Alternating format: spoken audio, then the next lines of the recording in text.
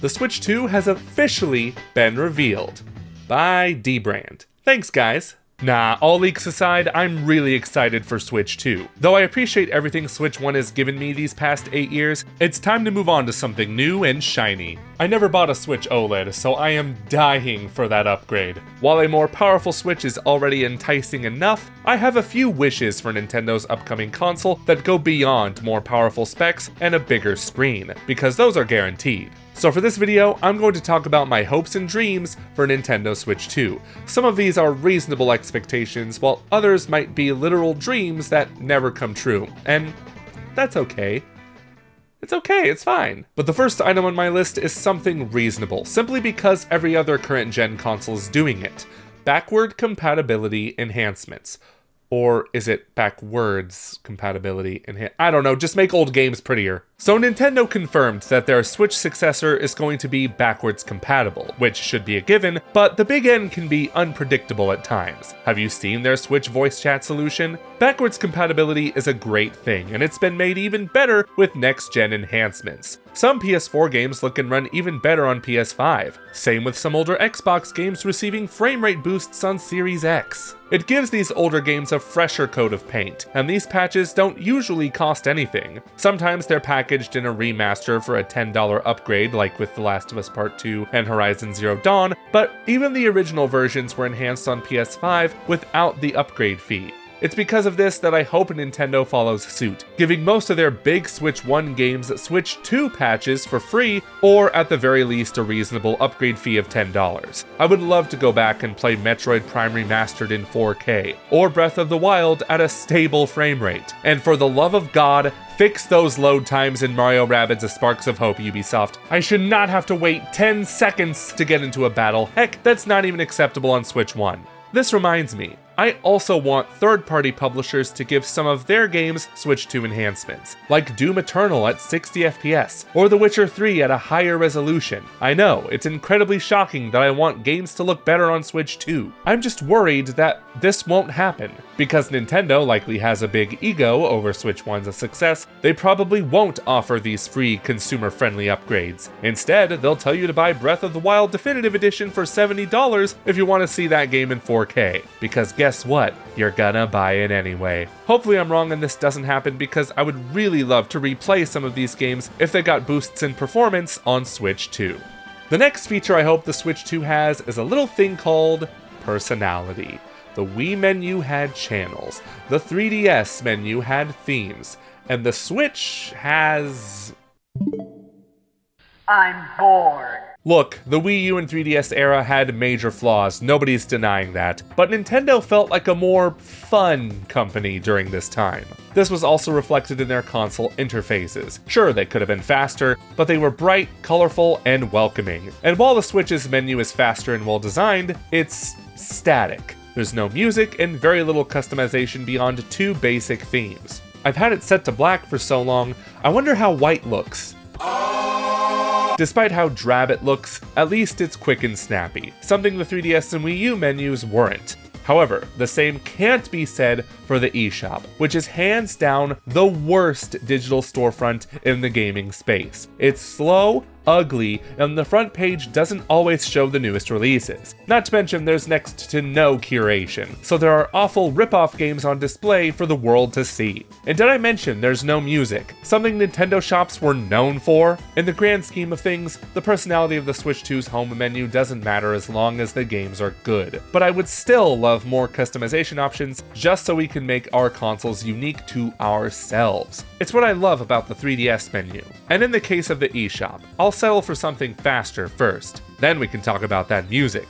Of course, other things made Nintendo's older consoles unique, like Miiverse and Street Pass, which brings me to number 3 on my list.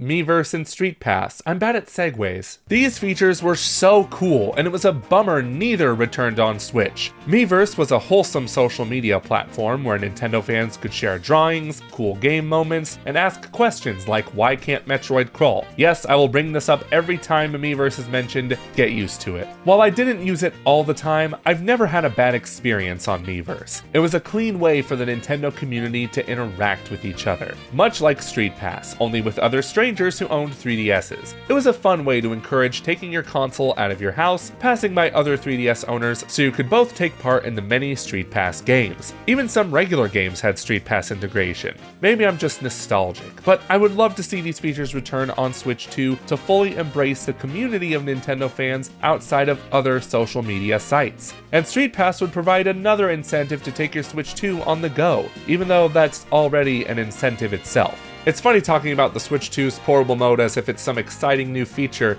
but it's not 2017 anymore. We've had the Switch for 8 years, and now there are too many handheld PCs on the market. Which is why I hope the Switch 2 has a unique feature that separates itself from the competition. I put air quotes around competition because a Switch 2 will be just fine. Yeah, Steam Deck and ROG Ally are cool, but Nintendo will always have the advantage of their exclusives and devs optimizing their games specifically for Switch 2.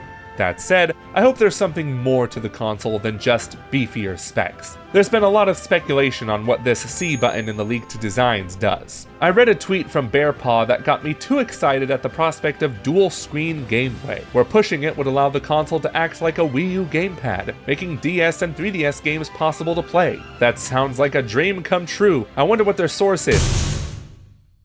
I hate it here. So basically, I want the Switch 2 to do something we're not expecting.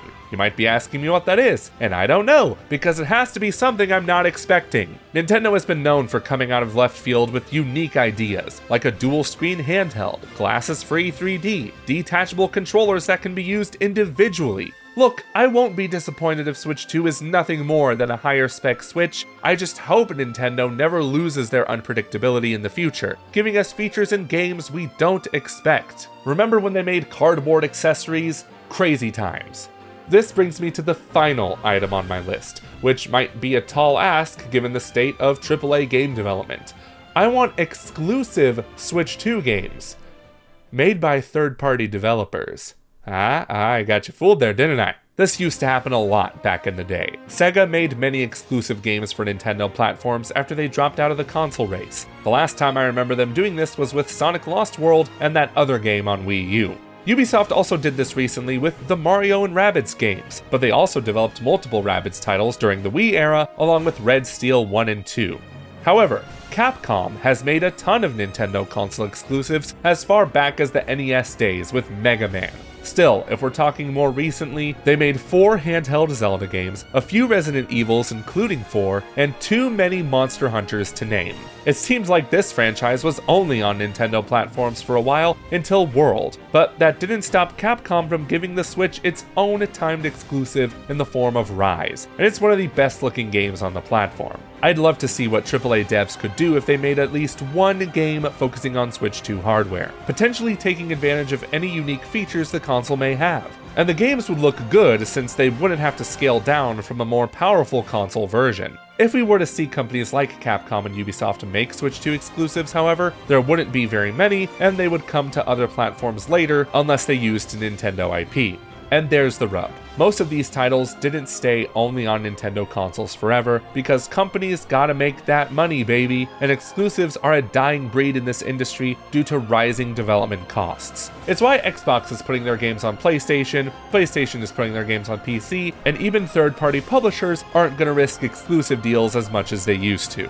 That said, analysts have predicted that Switch 2 will be a roaring success within the next few years, and that'll be tough for game companies to ignore, which is why there will be a ton of third-party support in the beginning, and hopefully at least 1 or 2 of these companies will work on an exclusive game for that system. I would just love to see another developer's take on Nintendo IP in the same way Ubisoft did with Mario and Rabbids, and Starlink to an extent. Remember Starlink? Of course you don't. These deals, however, were made when Nintendo was desperate to make Switch a success, which is why this is probably the least likely item to happen on my wish list. I can dream though. So let me know in the comments what you'd like to see from Switch 2, as well as other Switch 2 related topics that you'd like me to cover. I'm not going to be a leak channel though, that's just absurd. I'm not going to cover Switch 2 leaks every single day of the month. Apparently Sabrina Carpenter and Pharrell Williams are working on the trailer music. Who cares? Are we that desperate that we want to know who's making the music? Really? Come on guys, let's just wait.